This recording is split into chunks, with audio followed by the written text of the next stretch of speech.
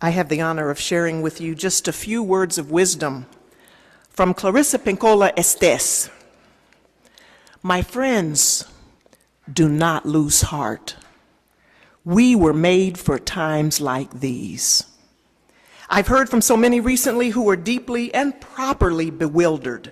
They are concerned about the state of affairs in our world now. Ours is a time of almost daily astonishment and often righteous rage over the latest degradations of what matters most to civilized, visionary people. You are right in your assessments. The luster and hubris some have aspired to while endorsing acts so heinous against children, elders, everyday people, the poor, the unguarded, the helpless, is breathtaking. Yet, I urge you, ask you, gentle you, to please not spend your spirit dry by bewailing these difficult times. Especially do not lose hope, most particularly because the fact is that we were made for these times. Yes, for years we have been learning, practicing, been in training for, and just waiting to meet on this exact plane of engagement. Where love can find a human habitation, God grant us grace to build a place called home. And she goes on to say, I grew up on the Great Lakes and recognize a seaworthy vessel when I see one. Regarding awakened souls, there have never been more able vessels in the waters than there are right now across the world. And they are fully provisioned and able to signal one another as never before in the history of humankind. Look out over the prow. There are millions of boats of righteous souls on the waters with you. Even though your veneers may shiver from every wave in this stormy roil, I assure you that the long timbers composing your prow and rudder come from a greater forest. That long-grained lumber is known to withstand storms, to hold together, to hold its own, and to advance regardless. Where love can find a human habitation, God grant us grace to build a place called home. In any dark time, there is a tendency to veer toward fainting over how much is wrong or unmended in the world. Do not focus on that. There's a tendency to fall into being weakened by dwelling on what's outside your reach, by what cannot yet be. Do not focus there. That is spending the wind without raising the sails. We are needed. That is all we can know. And though we meet resistance, we more so will meet great souls who will hail us, love us, and guide us, and we will know them when they appear. Didn't you say you were a believer? Didn't you say you pledged to listen to a voice greater? Didn't you ask for grace? Don't you remember that to be in grace means to submit to the voice greater? Love can find a human habitation. God grant us grace to build a place called home. Now, ours is not the task of fixing the entire world all at once, but of stretching out to mend the part of the world that is within our reach. Any small, calm thing that one soul can do to help another soul, to assist some portion of this poor, suffering world, will help immensely. It's not given to us to know which acts or by whom will cause the critical mass to tip toward an enduring good. What is needed for dramatic change is an accumulation of acts, adding to, adding more, continuing. We know that it does not take everyone on earth to bring justice and peace, but only a small, determined group who will not give up during the first, second, or 100th gale. Where love can find a human habitation,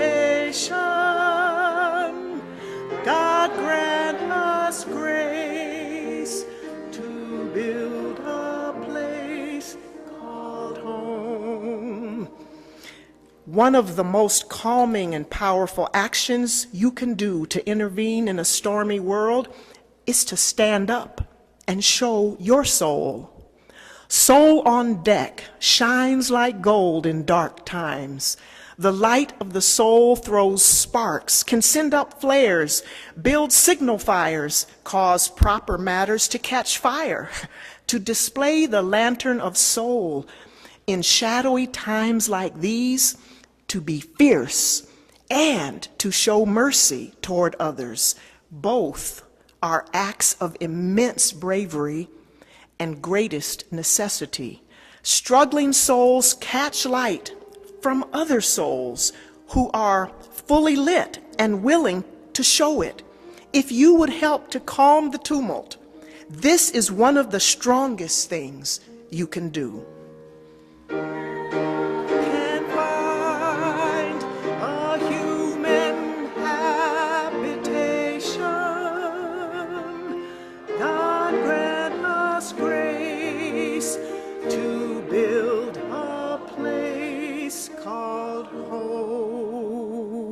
And finally, there will always be times when you feel discouraged. I too have felt despair many times in my life, but I do not keep a chair for it. I will not entertain it. It's not allowed to eat from my plate. The reason is this. In my uttermost bones, I know something, as do you. It is that there can be no despair when you remember why you came to earth, who you serve, and who sent you here. The good words we say and the good deeds we do are not ours. They are the words and deeds of the one who brought us here. And in that spirit, I hope you will write this on your wall. When a great ship is in harbor and moored, it is safe. There can be no doubt. But that is not what great ships are built for.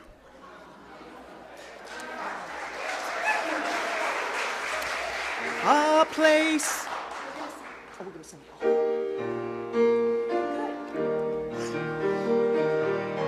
A place called home for every. A place called home where arms are open wide. A place called home where all extend the welcome. Where none are lost, alone or cast aside. But members of a single human family, God grant us grace to build a place called home. Please be seated as we conclude. Oh my goodness. There's much to celebrate and there's much work to be done. Amen? Amen. We are so grateful to our three courageous speakers, Makwe, Bonnie, and Melissa. Would you thank them for sharing your heart and stories?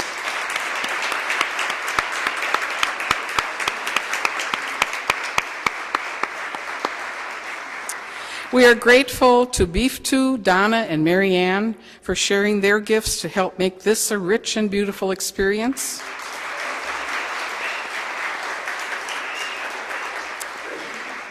We are especially grateful to all of you who have come together as one to reflect and pray and be challenged by the work ahead.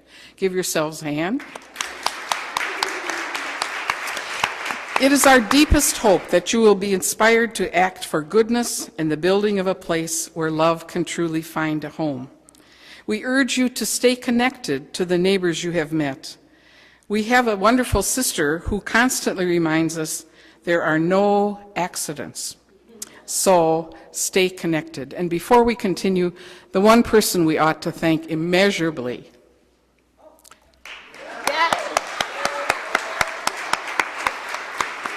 and Rosie, we thank you for your music as well.